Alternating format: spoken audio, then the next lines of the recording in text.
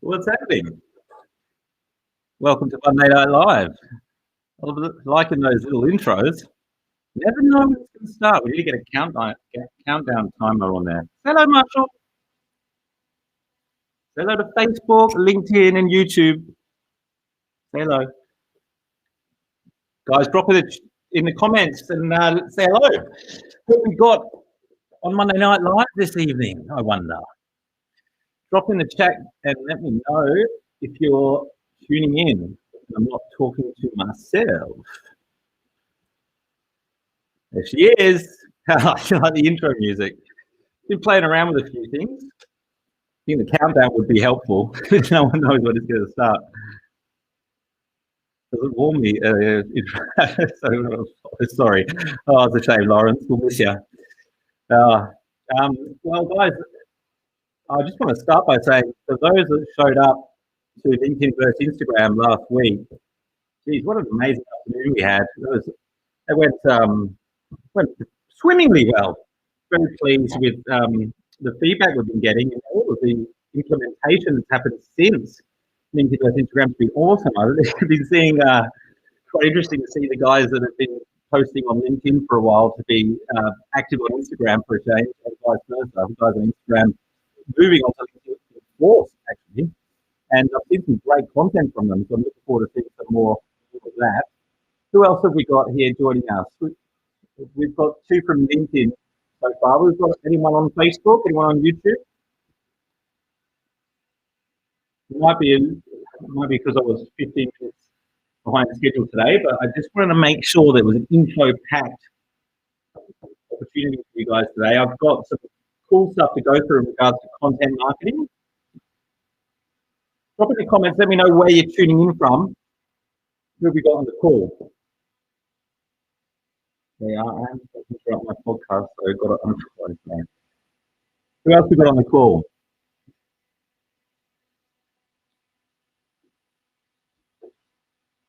Must be a delay or something. Come on, kids.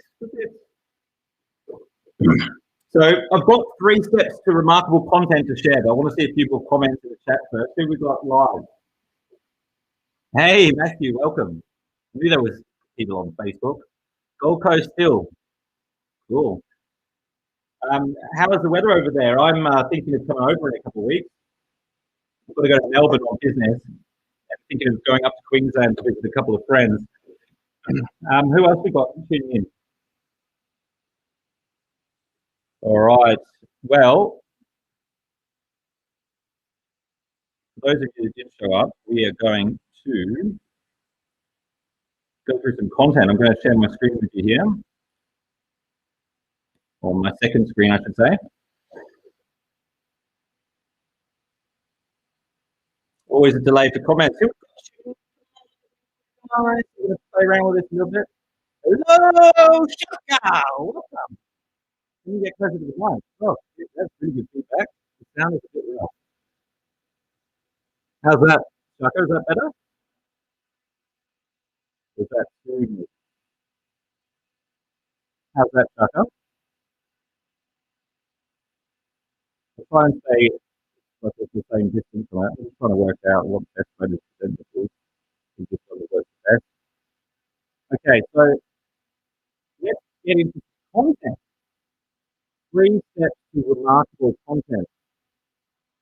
This is particularly valid for people that are on LinkedIn. I think there's a lot of business people posting on LinkedIn that are very little bit still quite much.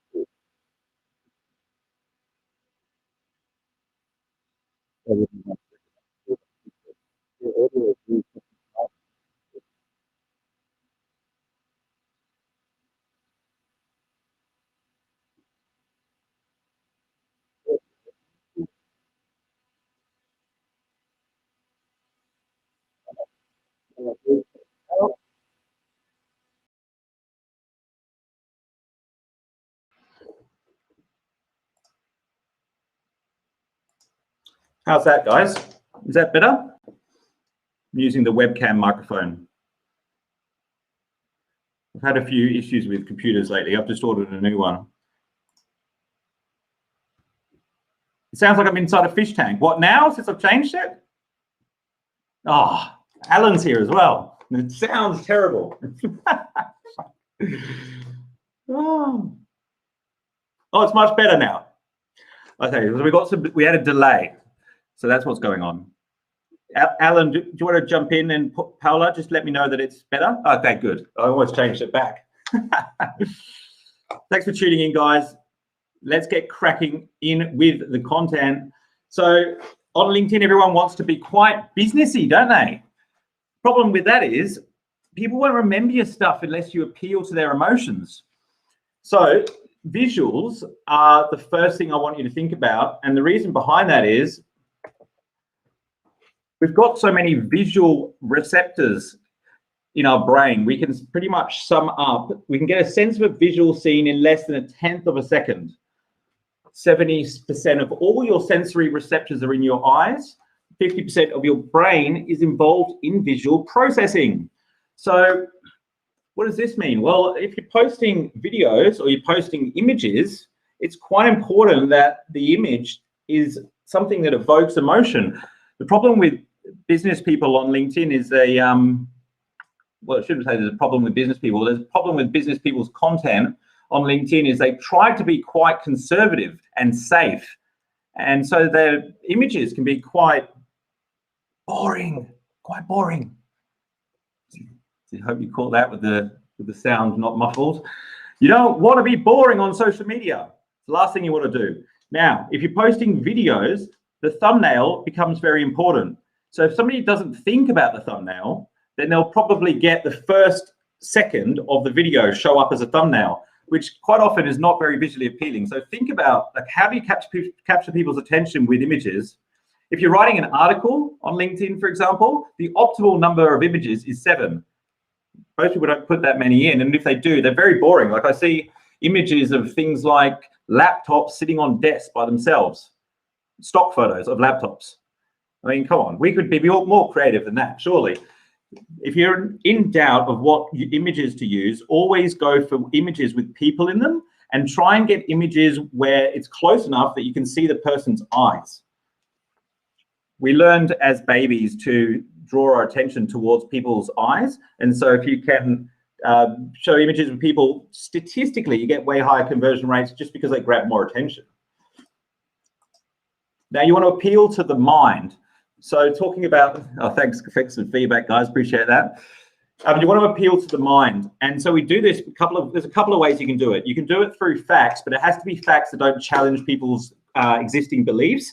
So you want to talk about simple things that people can easily agree with. So you might see, like at the start of a post, I might say something along the lines of, business is tough, or what's another one? You know, it's a crazy world out there. Something that could be quite easy to agree with, that doesn't really tell the person anything new, and they can agree with it because it already is in line with their worldview. Another way you can do it is through storytelling. If you've ever said to anyone, or if you've ever been in a networking event and you've said to somebody, let me tell you a story, you automatically grab their attention. So that's another way you can do it. And then you want to present solid content that's easy to absorb, but build intrigue and novelty. So yes, you want to tell people things that agree with their worldview, but also you want to give them some novelty as well. You just don't want to challenge their worldview. And so build intrigue, tell people what you're going to tell them in advance. You notice that I said I was going to tell you the 3 steps to remarkable content before I told you what the first step was. It's a little bit of intrigue there. Tell a story that touches on common human experiences, emotions. People resonate with things on a personal level. People remember stuff that resonates with them on a personal level. So when we're creating content, it's very important to remember that, especially on LinkedIn. How does whatever you're talking about make somebody feel? What's the emotion attached to it? And then it's about empathy, and also like being able to put yourself in the mind of the viewer. And if you tell a story that, before we move on to this slide, you tell somebody a story, they're more likely to remember your content as well, which is really important. People are only going to remember it if you share a story that touches them emotionally. So remember that when you're sharing facts and figures, that's great, but no one's going to remember it. They just won't. You know, there's too much demand for people's attention these days. So I think a good exercise when you're planning your content, you've got to be strategic with it, is to start with 3 content pillars. And so just find out from your audience. You may want to pick like 10 people that are following you or engaging with you, or if you want, you can choose 10 of your clients. But just keep in mind, they may not be using social media. So try and think of ones that are active on social media and ask them this question. You might want to write this down. How can I add value to what you're doing through social media, through content? And just leave them to come up with whatever answer they come up with, and just jot the answers down.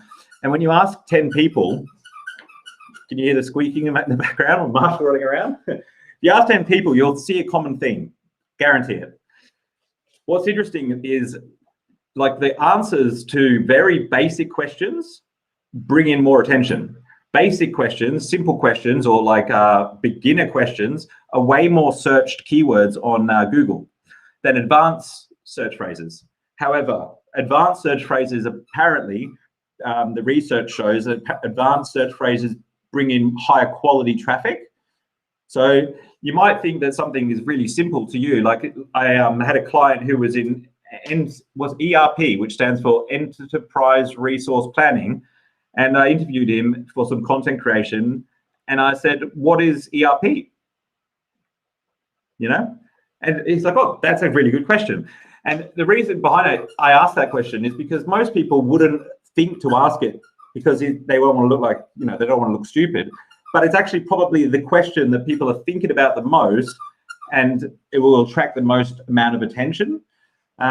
So in my instance, for my business, answering questions like, you know, what is LinkedIn? How do you set up a profile? It's like quite banal and boring to me, but those videos, those pieces of content bring in a lot more traffic.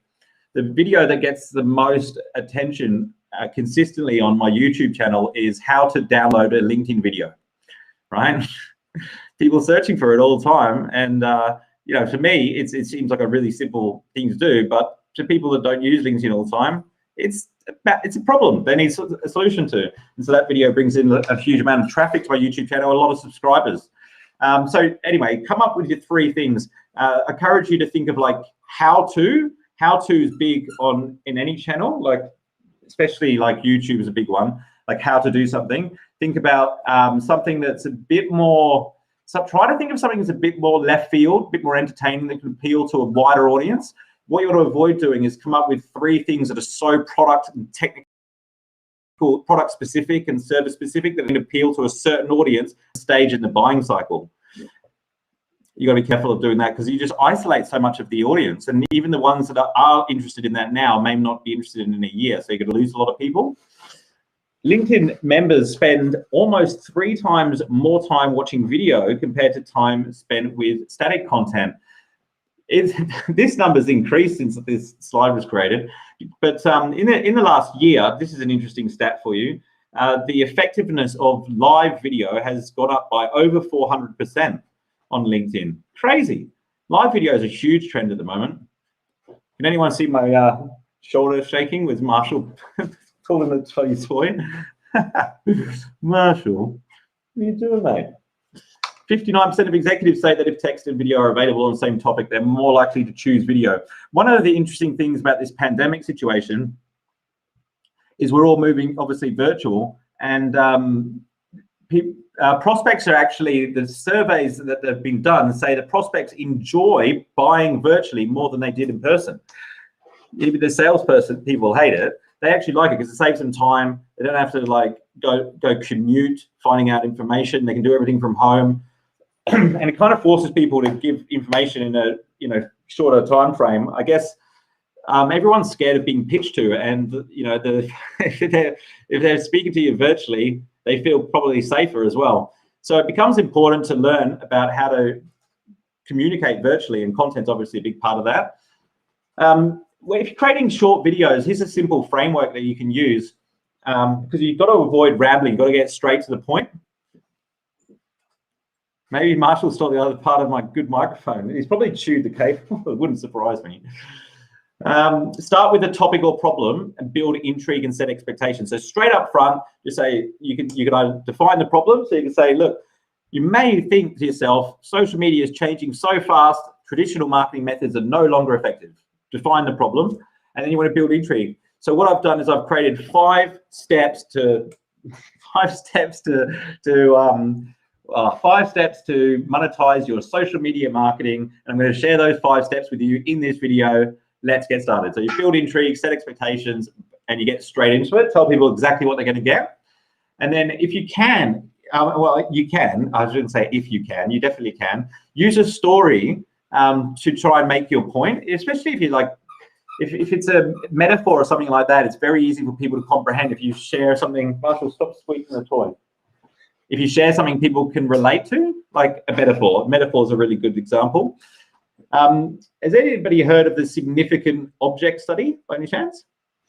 So this dude, there he is, George Bibby. So this dude he wanted to show the power of storytelling. So he got onto eBay and he bought all these items for $1 each. Okay, and then he bought 200 items for $1 each, and then he asked 200 authors to volunteer to write a story about these items that he bought. And so like that was, one of them was like a horse's head ornament, and this author like wrote something like my grandfather used to sit by his window and write poetry next to this ornament, some sort of story. And the items sold collectively for I've got to get this right now, haven't I?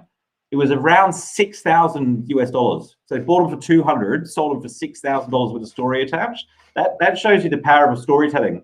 Because why? Because all of a sudden there's an emotion attached to buying the product if they read the story. Okay, little sidetrack there. And trigger engagement at the end. So a lot of times people will say something like, want to drive sales from a video. It's not the best place to do it if you're posting organically. Yes, do it if you're doing a Facebook ads and you're advertising to people who have already been primed. But if you're posting organically on platforms like LinkedIn, don't pitch at every video that you do at the end. First of all, most people aren't going to watch all of your video, right? So you're not going to close much. You can test it, but you're not going to close much from your short form organic videos. You're better off getting the people that do watch all of it to comment on the post so that more people see it, and the more people see it, higher proportion of people will watch it. So the statistics say that after 10 seconds, 50% of your audience is not watching anymore on average. So you got to remember, most content's pretty rubbish. So you'll probably do much better than that, but that's the average. 50%, 10 seconds, gone. After a minute, it's 80% of the audience is gone, all right? So it becomes really important that you set those expectations up front, tell people what they're going to get, build intrigue, and jam value in straight away without rambling too much at the start of the content. With live video, it's a little bit different. Live video, people tend to watch longer, and the longer you go, the better, the more reach and engagement, because there'll be more people watching, there's more comments. But there's a thing called dwell time as well. Dwell time is quite important. I wrote a whole article about this recently. And dwell time basically is just how long people are spending on your content. Like if they're actually bothering to read the article and they're scrolling through it slowly, then LinkedIn are aware of that and they put a lot more weight on where it ranks in the algorithm. Whereas if people just like go to it, like it, comment and leave, it's not going to hold the same amount of weight. It's quite clever what LinkedIn have done to counteract things like engagement pods. We're getting pretty technical right now. I'm going to keep going. Okay, so BuzzSumo. BuzzSumo is a pretty good resource. It analyzed 10,000 of the most shared posts, and this is what they found. Use the word habits. Headlines with this word received an average of 1,196 shares. The word mistake drive shares. Well, this ties into negative content, right? So people are much more likely to share negative stuff. I found this out very early on in my copywriting career, where I started writing articles, that if I wrote the 3 tips to optimize your LinkedIn profile, it would never do as well as the 3 mistakes people make on their LinkedIn profile. So if you write it in the negative, people are more likely to identify with a problem than the solution. So there you go. The word successful is good. Leaders, a big one on LinkedIn. There's also like secrets is a big one. Secrets is a really hot keyword. Yeah. It's always like this when I'm on the Zoom meetings or on a live, and the rest of the day is chilling out, mate. Okay, so pay attention to the length of the text. So headlines, 40 to 49 characters. With LinkedIn, the longer the article is, on the basis it's valuable, the better it'll do. How-to is really a good way to. So it's how-to is probably the second best way on LinkedIn. It is the second best way, not probably. It is the second best way. The best articles to write are those ones with the numbers at the start. So 3 steps to this, the 3 keys to this. Why? Because you're setting expectations. That's why they do well, because people know what they're going to get when they get there. Don't make it a number too high. People want results yesterday. So if you can go the one secret to double your sales revenue, you'll get a lot of people watching it just because people are lazy. Include numbers. Numbers always attract attention, by the way, as well. The number that attracts the most attention is 7. Go figure. I obviously do far too much research on this stuff. If you ever notice, like marketing companies, they always end prices with 7. It's $9.97, $77, $17, $27. It's because the number attracts the most attention. Classic. People want to know, I guess, why it's number 7. All right, mere exposure effect. I've talked about this a lot, but I base my social media content on this principle, which is basically that the more times people are exposed to something or a brand on the basis that it's not just trying to sell them something all the time, then the more likely they are to buy from that brand because of familiarity. They're more likely to like that brand, they're more likely to trust that brand, they're more familiar with that brand, they feel safer. I use the analogy of if, like, 20 years ago, I was driving home from work and I saw 5 Coca-Cola billboards and I didn't see any Pepsi. All things being equal, I'm more likely to buy Coca-Cola because it's more familiar and I've seen it. This is why these big companies spend so much money on just throwing their logos in front of people. Mere exposure effect. So let's say 15 years, it was 5 exposures. These days, it'd be 30 exposures. So you need to get your brand in front of your target audience in a way that doesn't ruin the relationship by having lots of calls to action in it. So they like you more, trust you more, and want to buy from you over the next provider. So I think of social media like, how do I get 30 pieces of content in front of my target audience that's valuable, that builds intrigue, that's going to make them like me, trust me, want to do business with me over the next guy. And so that's how I think of social media. That's how I think of it. You got to do a huge amount of volume. There's no way around it. It's a volume game. It's a big volume game. So you got to plan. You got to work out your strategies. No point just going volume hard with the sake of it without any cohesive strategy in place. You just completely burn yourself out. And you can't outsource it if you don't have a strategy. So it's essential. So we're just going to go through, like in this live, how to plan your content in advance, what to post about this month, and how to leverage members for engagement. So this is a content calendar. Everyone always asks me, like, what does a content calendar look like? Well, that's what it looks like, a calendar. And all it has is what you're going to post on what day. And so you might have video 1 on Wednesday, image 1 on Friday. Obviously, these need to have captions with them. And then you just have another worksheet. You can see the tab down the bottom there for posts. And you've got the caption next to video 1, and you've got a link to video 1. And so that's how you plan it. I mean, it's really simple. I'm sure there's lots of tools and apps that help you do it, but I like to keep it simple. I don't want to spend my time learning another app or platform. I like to keep it simple. You could do it on a whiteboard. You could do it on a notebook. It's really straightforward, but you just got to remember that planning it in advance is the most respectful thing to do for your audience, because if you've identified what they really want to find out about, what the problems are they're having on the customer journey, and you've mapped out all the little nuances of that, all the little questions and things that pop up, then as you post content, you're slowly just helping people through the customer journey. The issue is if there's no strategy and you're just posting what you think of today, it's what you're thinking of. It's not what the audience is thinking of. You're probably not moving anyone anywhere. You're just showing up, and eventually you'll become irrelevant and people won't follow you. Because why? They don't know what to expect. Today you talk about this. Next week you talk about something else. You've got to be repetitive. And so you got to be repetitive in a way that's intriguing and entertaining and educational. So you've got to be repetitive in different ways, showing up in different formats. Sure, you might like writing articles, but showing up in video is going to capture more people if you do both. So if you should do a video after you've done the article. If you like writing, do the article, read the content on a video, and make short form updates from the article. Like an article, a long form article, 800 words or 1,200 words, however long it is, should be able to create at least 10 pieces of content, micro pieces, other pieces of content, images, videos. It's a big waste if you're just creating one article and then moving on to the next article. There's 4 types of content that adds value. You've got information, inspiration, entertainment, and education. Yeah, I mean, they're all valuable. I think the best scenario is just to mix them up. I do notice that on with my content on LinkedIn and Instagram, to be honest, not so much on YouTube, that inspiration does the best. Inspirational content. Hey, Ian, how you doing? Oh, man, video is the way to go.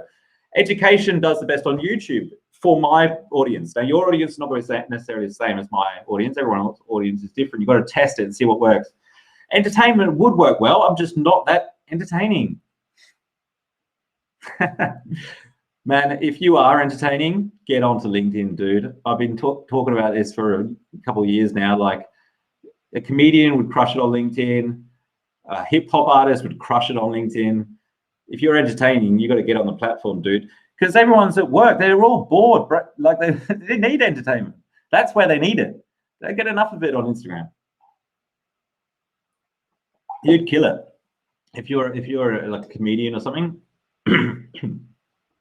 Brainstorm content ideas. It's always helpful if you can include some people that are in your audience. Oh, by the way, you want to avoid getting feedback from people who aren't in your audience.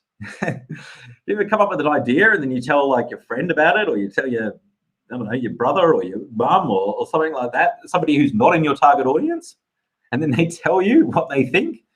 Don't take that feedback on board. Why? Because they're not in your target audience. It doesn't matter what they think. It's completely irrelevant. And they're probably just projecting their own insecurities on you, especially if they say something negative. You've got to think about your target audience, because unless they are struggling with the problem you solve, they're probably not going to be that interested and think it's good. That's okay. If you want to stand out, you can't fit in. You can't do both. It's just technically not possible. All right, moving on.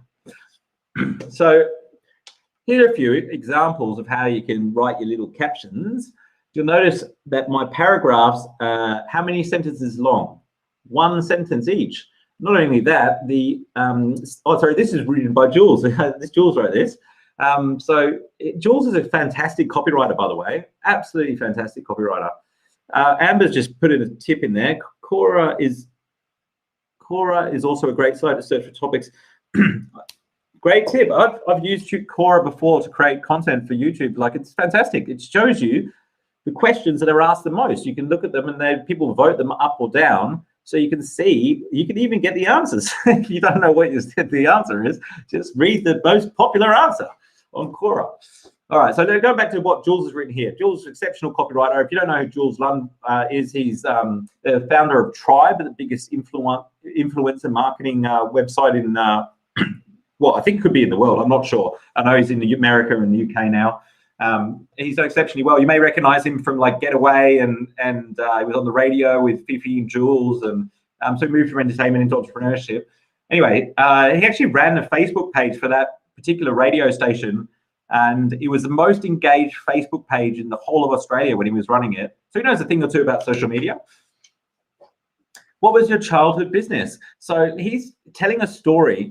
I asked him how he got started in entrepreneurship in this interview, in this video. And he tells a story about how he used to like run down the street and empty his mum's vacuum cleaner on people's cars, and then knock on their door and ask them if they wanted their car washed, right?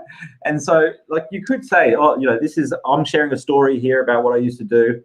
But he's flipped it and he says, what was your childhood business? So he's asked a question that's going to be relevant to the people in the audience first. And then he shares his answer. So at 12, I washed cars at the front of my house for $3 each. That was the boring part. Notice how he's built intrigue there? That was the boring part. What is not the boring part? Seasoning the neighbour's cars with dust from a Magnum's vacuum cleaner bag the night before was a fun bit. More hustle than part one of my chat with Nathanial. Bibby. Content like that gets loads of engagement. Everyone's going to watch the video because they're like intrigued. What's this one? Today was a special day. Today also.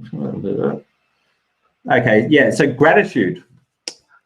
Gratitude is a very contagious emotion.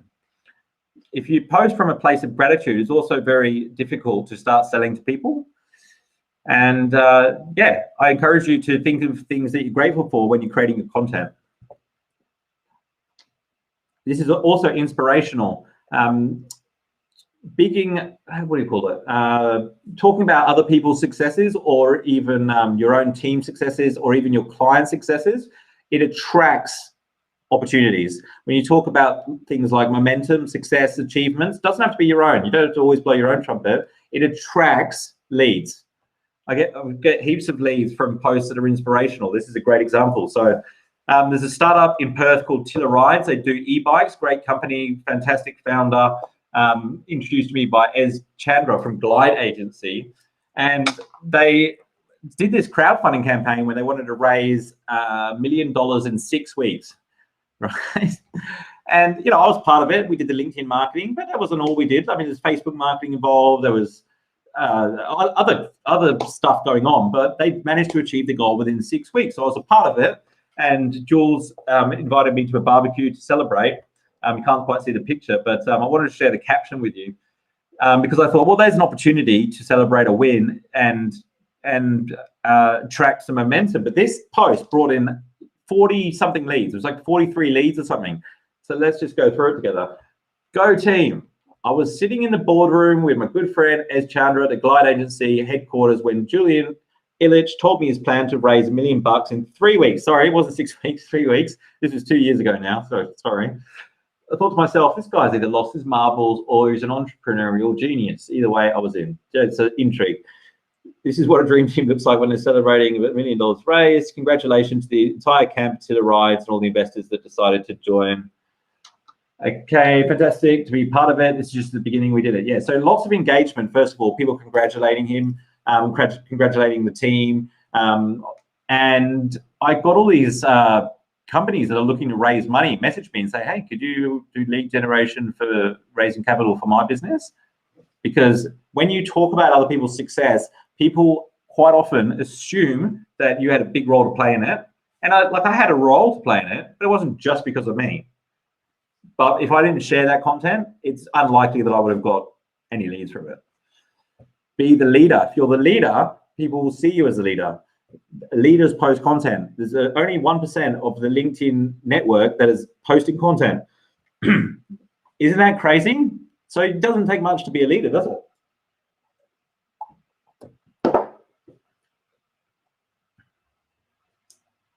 Sharing events that you go to is another way to, excuse me, another way to create content.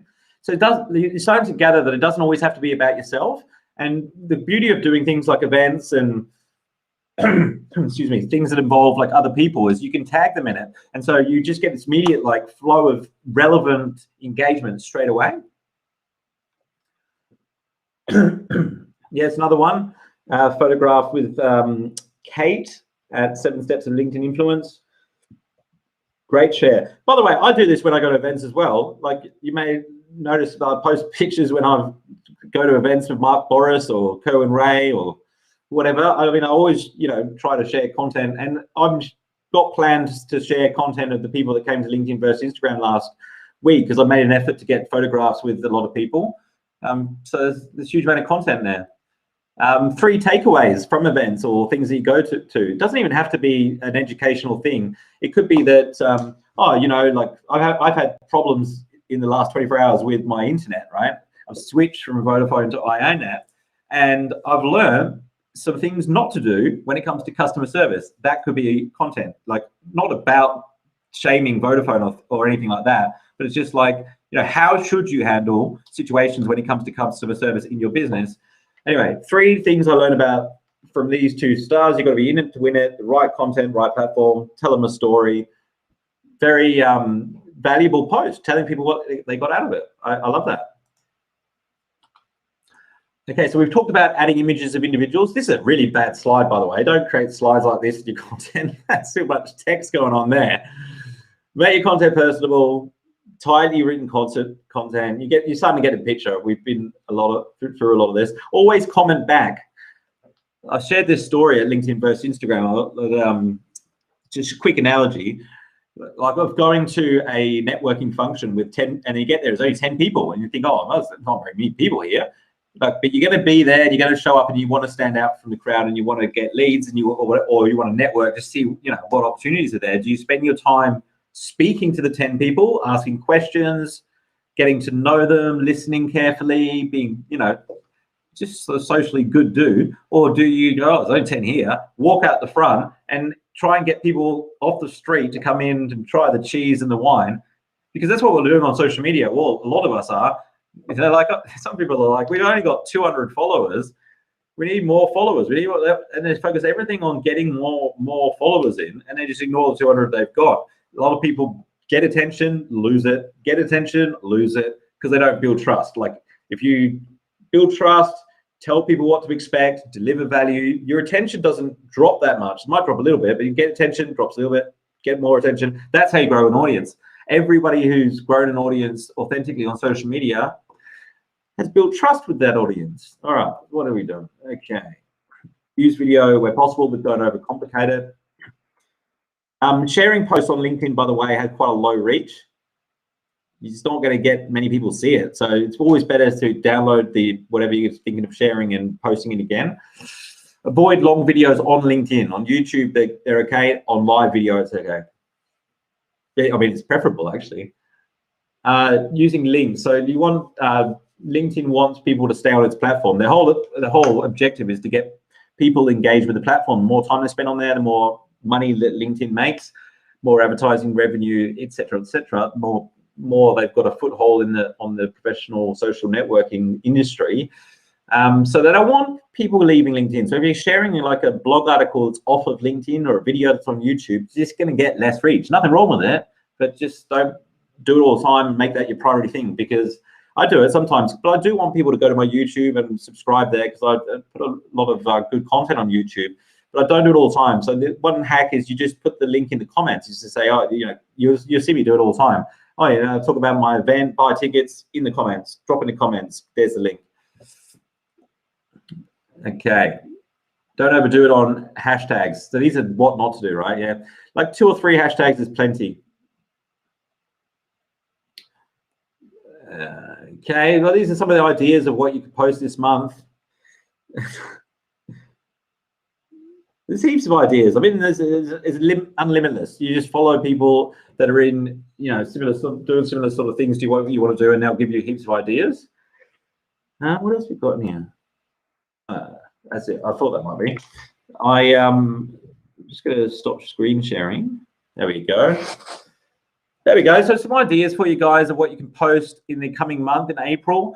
We've got, 2 more days of the month. So I'd encourage you to get your content calendar planned out for the month. It can change, but at least if you've got something there to refer to, that you are putting the audience front of mind. And then I think what will happen is when you do it again next month, it'll be way more strategic. A great thing to do at the end of the month as well is look at the statistics on everything you posted. Look at how many views each post got. Look at how many comments each post got. And then if you see a trend, like one of your content pillars is getting more engagement and more views and other stuff, then you want to just create more content about that thing, because your audience is telling you what it wants. So you just got to pay attention. I'm going to tell you about this research tool. Is that what you call it? Well, with the LinkedIn, like the API is quite complicated. I don't want to get too technical here, but like there's not many programs that can draw data out of LinkedIn. So finding things like, what days to post or how much engagement each post gets can be quite difficult. There's this tool that I've been using, and it's awesome. So it's called Shield AI. I think it's shield.ai if I'm not mistaken. Let me check for you quickly. Yep. So shieldapp.ai, shield APP. AI, and what that does, like I think it's about $9 a month or something, but what it does is it can pull all of your content out of LinkedIn, and it can show you which ones, like how many views, how many likes, and how many comments each post has got. So you could like get all your posts for the last year, and you could prioritize them in terms of number of comments, for example, and then you'd be able to see which posts are the most engaging, and hopefully you'll see a trend. I think you will see a trend if you've been posting enough.